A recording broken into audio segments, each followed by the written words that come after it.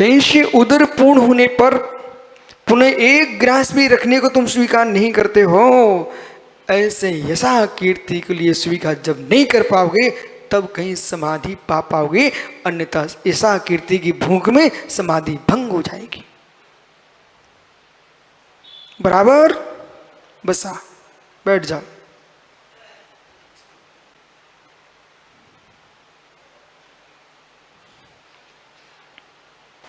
तो मालूम चलेगा न होमी मणो, न होमी मणो, न होमी बाणम, न होमी शरीरम।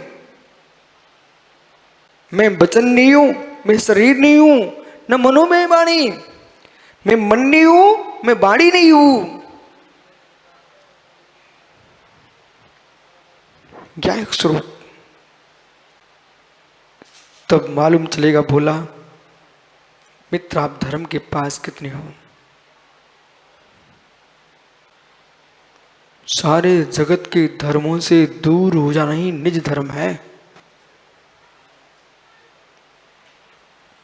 सारे धर्मों से दूर हो जाना ही निज धर्म है।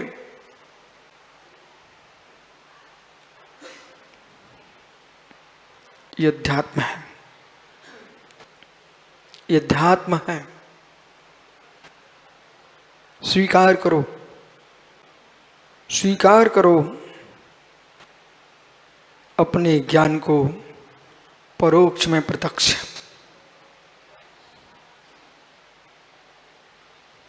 इसलिए जो इंद्रिय की सहायता लेना पड़ रही है, मन की सहायता लेना पड़ रही है, इसलिए आद्य परोक्षम, इसलिए आद्य परोक्षम, आदि के जो ज्ञान है, मति ज्ञान श्रुति ज्ञान परोक्ष इसलिए है। इन दो ज्ञानों में इंद्रिय मन की सहायता है। प्रत्यक्ष मन्यत, प्रत्यक्ष मन्यत जो अवधि मना प्रिय ज्ञान है, एक देश प्रत्यक्ष है, केवल ज्ञान है, सकल प्रत्यक्ष है, इसमें इंद्रिय मन की सहायता नहीं है। अब निर्णय क्या होगा भैया? इसमें कोई शंका मत करना निर्मल भैया। देखो कोई भी आपको उत्तीर्णता हासिल करना है तो समय देना पड़ेगा। जो जीव ऐसा कहते थे 1 घंटे तो समय कर ली, अब समय कहाँ निकालूं, उन जीवों को ऐसा कहना पड़ेगा मुझे अपने चिद ब्रह्म को निहारने के लिए और समय चाहिए, और समय चाहिए। कहीं समय मिलता तो दिला दीजिए मित्र, मुझे समय चाहिए। और अंदर जाओगे तो यूं कहोगे न समय चाहिए, न समय सार ग्रंथ नहीं चाहिए, मैं तो समय में हूं, समय में था, समय में रहूंगा, मुझे समय भी नहीं चाहिए। समय भी नहीं चाहिए। कहीं से लाया जाता होता तो मांगता, कहीं गया होता तो मांगता, तो मैं कहीं गया ही नहीं हूं, कहीं से लाना ही नहीं है, सो समय में हूं। समय यानी काल, समय यानी आत्मा, समय यानी धर्म, समय यानी काल, समय यानी आत्मा, शुद्धात्मा ही समय है।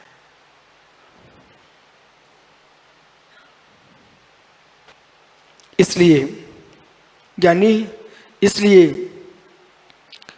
परोक्ष ज्ञान में प्रत्यक्ष आत्मानुभूति यदि नहीं मानी आपने तो मित्र कभी निर्वाण नहीं पा पाएंगे आप। परोक्ष ज्ञान में प्रत्यक्ष आत्मानुभूति नहीं मानी आपने एकांतिक, तो निर्वाण नहीं पा पाओगे। बोले क्यों? बोलो क्यों?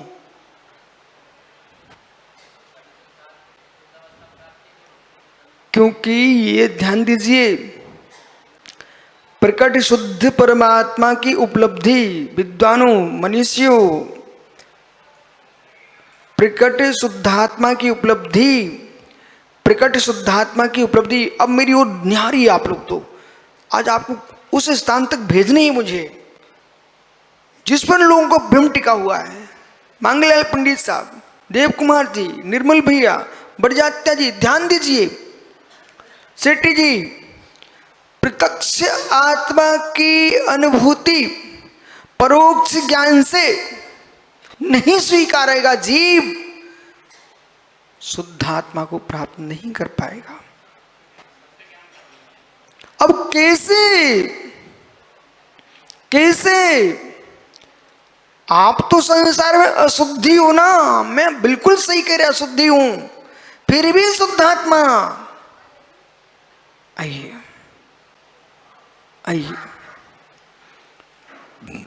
जो शुद्धात्मा या भेद कीजिए, ध्यान शुद्धात्मा का करेगा, शुद्धात्मा को प्रकट करने के लिए ध्यान शुद्धात्मा करेगा, शुद्धात्मा को प्रकट करने के लिए। सभी मुर्दात ध्यान दो, सभी मुर्दात ध्यान दो।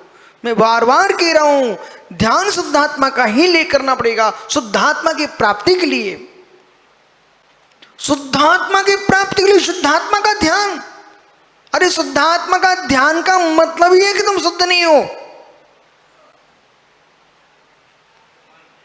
शुद्धात्मा के ध्यान का मतलब तुम शुद्ध नहीं हो।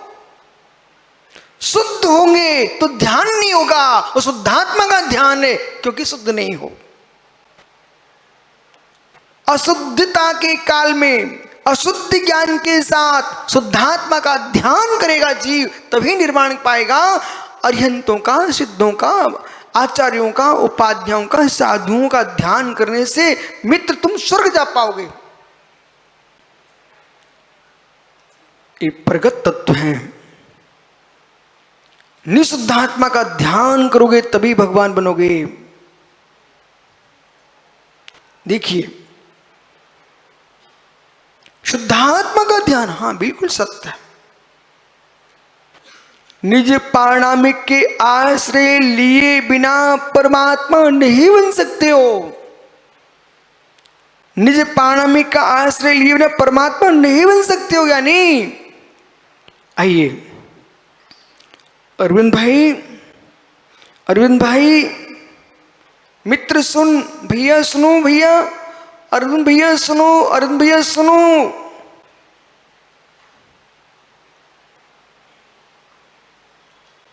पानी में फिटकरी डाली ना,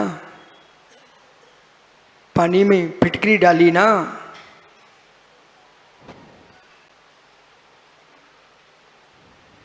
मित्र गंदे पानी में फिटकरी क्यों डाली?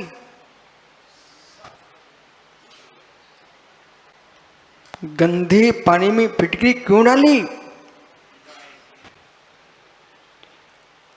गंदा है इसलिए डाली कि स्वच्छ है इसलिए डाली? पंडित साहब आप ऐसा मत बोलिए। ये अरविंद भाई छत्तीसगढ़ के एक नेताजी हैं, इनसे मेरा प्रश्न है, आप पानी में फिटकरी क्यों डलवाते हो? सुनो ध्यान से। जब आप फिटकरी डलवा रहे थे तब आपको गंदा ही पानी दिख रहा था कि स्वच्छ पानी दिख रहा था?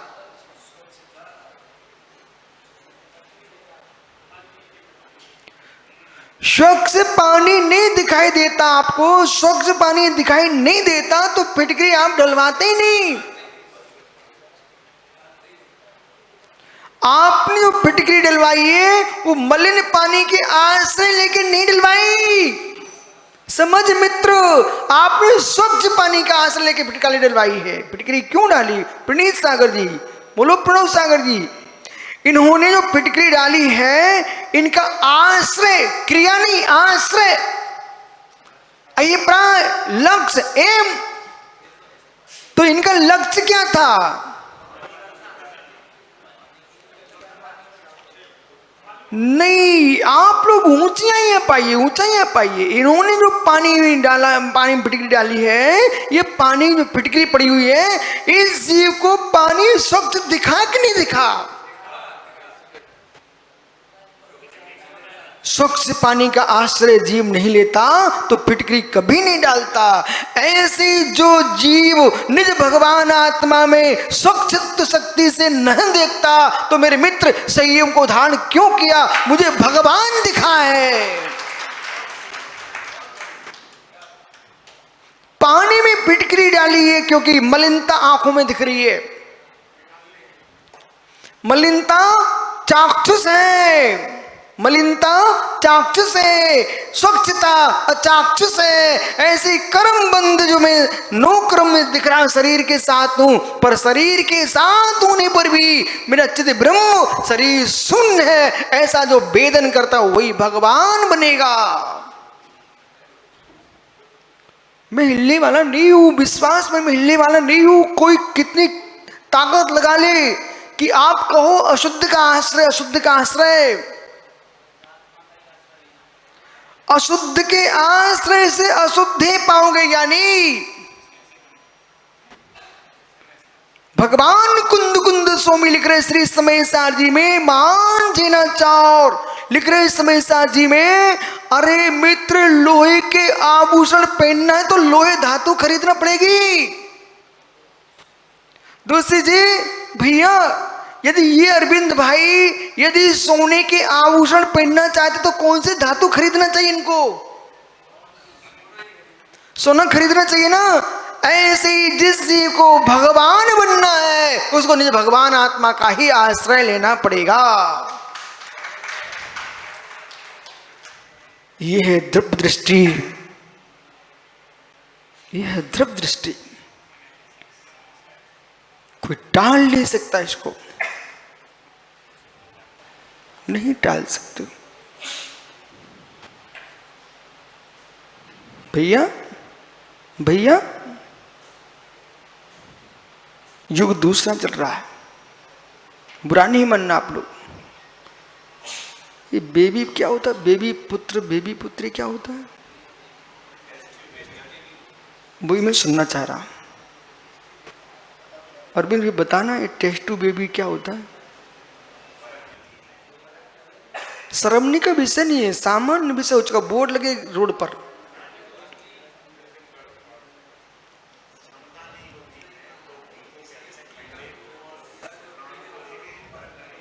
हे मित्र, हे मित्र मत रो मत भय, मैं समझा रहा हूं।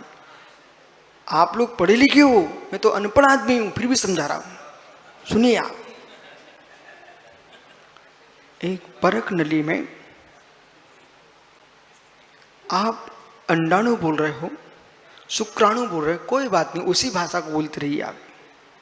लेकिन मित्र सत्य रजवीर का मिश्रण वहां रखा जाता है। अब मेरी तरफ देखो, इससे बड़ा कोई दृष्टांत नहीं हो सकता। जो दिख रहा है सामने रज है, आंखों के सामने वीर है, परख नगली के अंदर रखा गया है, बराबर देखने वाला वही देख रहा है। पर एक सप्ताह के अंदर वो नहीं दिखेगा, अगले सप्ताह पुनः नहीं दिखेगा। आजकल तो ये अरविंद भैया जैसे नापित नाई के दुकान पर बोर्ड लगे रहते हैं, कैसी कटिंग कटाना आपको, बराबर ऐसे मित्र उन डॉक्टरों के यहाँ बोर्ड लगे हैं चेहरों के, कैसे चेहरे का बच्चा चाहिए आपको। अब ध्यान दो, विश्वास में कहीं देखने नहीं गया हूं, मैं बिहार कर रहा था हैदराबाद में, बिहार कर रहा था हैदराबाद में। वहां नगर में सड़कों पर बोर्ड लगे हुए थे, तो भाई गे तो बनेगा ना। अब दुर्बुद्धि जिसको समझ में नहीं आए, हैदराबाद में बिहार कर रहा था तो वो बोर्ड लगे हुए थे बोले, और बच्चों के भी साथ में चित्र थे साथ में। मैंने धीरे से ध्यान दिया, एक बात क्या है, पूछूंगा तो लोग कुछ बोलेंगे, हो सकता ना बताएं। मैं अच्छे से गौर से देखता, मेरी समझ में सब आ गया। हमने कि ये रहस्य है। अब बोला देखिए, आप पहुंच रहे समय सार के पास। जैसे परख नली में शुक्राणु अंडाणु को रखा गया, रजबीज को, और रखने वाले ने मात्र एक तरल द्रव्य देखा, ठीक। परंतु परंतु जितना गर्भाशय में योग्य तापमान चाहिए, योग्य अनुकूलता चाहिए, उस परख नली के अंदर सभी योग्यताएं रखी जाएंगी साथ में। इसके साथ देखने वाले को मात्र अंडाणु शुक्राणु, परंतु उसमें ऐसे भी देखने वाले हैं जिनमें बच्चा सुंदर चेहरा दिख रहा है। यदि बच्चा न दिखता तो इस परख नली में क्यों रखा जाता? जब आपको परख नली में बच्चा दिख सकता है तो मैं चारित्र की नली में भगवान आत्मा दिखती है। उस भगवान आत्मा को मैंने प्रणाम किया है, उसको प्रणाम किया। विश्वास मानिए, मैंने अभी अभी अपने शुद्ध भगवान को नमस्कार किया। क्यों कर लिया? क्यों कर लिया? तो मैं भगवान बनूंगा ना तो नमस्कार नहीं कर पाऊंगा। आज मैंने अपने निज भगवान को नमस्कार किया है, शुद्धालम विराजे। इसलिए आप भी ऐसे ही करो।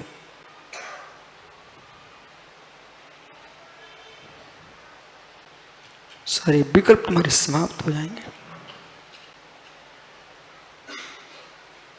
जब बनूंगा, जब बन जाऊंगा, पर मैंने अपने भगवान को देख लिया है।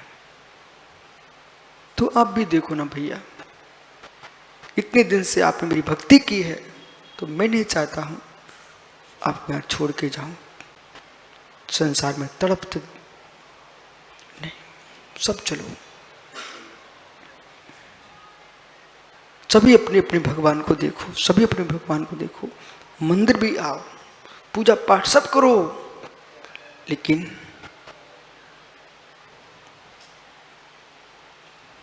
परख नली के बच्चे को पलता देखता हुआ पुरुष अपने माता पिता को नहीं भूलता, भाई बंधु को नहीं भूलता, पर उसे मालूम है मेरी संतान तो परख नली में पल रही है।